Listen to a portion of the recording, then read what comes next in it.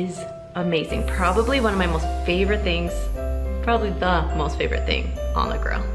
So first you're gonna start with a red pepper. Now I'm gonna show you my little trick. This is how I cut a pepper. You just cut the outsides first so you don't even have to worry about the seeds. Next we're going to slice the pepper up into very thin slices. I have a red pepper, green pepper, and then sliced up an onion too. Next we're gonna take a ribeye steak, and I'm actually gonna take 2 of them. They're really thick right now, and here I'm gonna slice them into, again, pretty thin slices.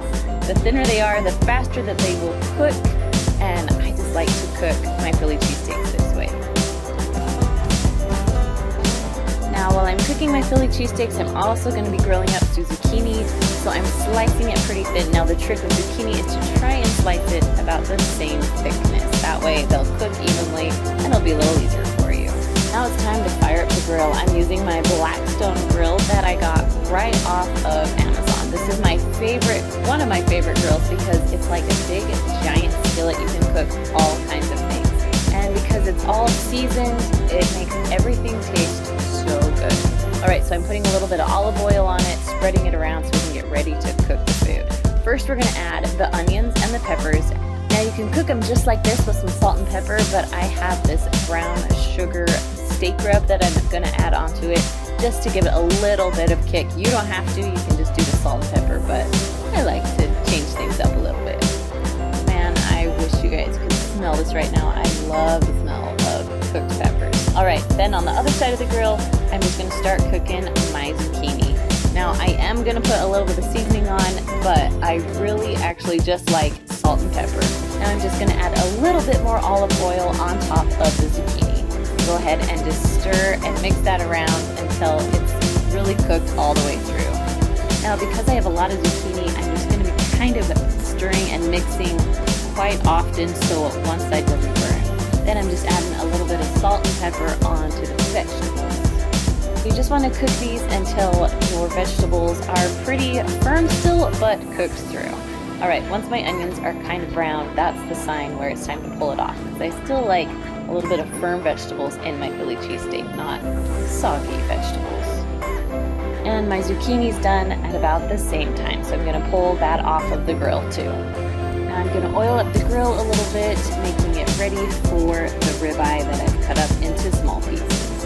Now I am still on medium-high heat, so that means that this meat is going to cook really quick. So you want to be watching it carefully, stirring it around, making sure everything is cooked evenly, but watch it because you don't want one side to burn and the other side to be raw. Now I'm adding more of this brown sugar steak rub. You can add whatever steak rub you want. Just make sure you put a little seasoning in there because it will make the steak taste so good. Now a Philly cheesesteak, this one you're not going to get the raw tender steak. Everything will be cooked pretty evenly, even inside of the steak, because the pieces are so small, but that's okay. It tastes so good this way. Alright, once they're almost done cooking, go ahead and add your vegetables back, and you're going to mix those all together. Oh man, just the smell and those colors make me want to eat it right now. So now I'm going to shape the meat and the vegetables into serving size portions. So as much as you want on your Philly cheesesteak sandwich, that's how much you're going to put into your serving size portion. Now I'm going to add the cheese right here on the grill because you want it nice and hot and melted. Now you can do big pieces of provolone. My big pieces, my kids ate it all, so we're just doing some delicious fresh mozzarella that we've shredded up, and we're just putting right on top of the Philly cheesesteak. Now while that's melting, I went ahead and put my buns straight down on the grill. Just having those buns a little bit crispy in the inside is absolutely delicious. Now, once everything's ready to go, we put our bun on top of the serving size meat and vegetables, kind of get everything together, put the spatula underneath it, and then flipped it over. Because with the Philly cheesesteak, you want the cheese on the bottom of the sandwiches. And that's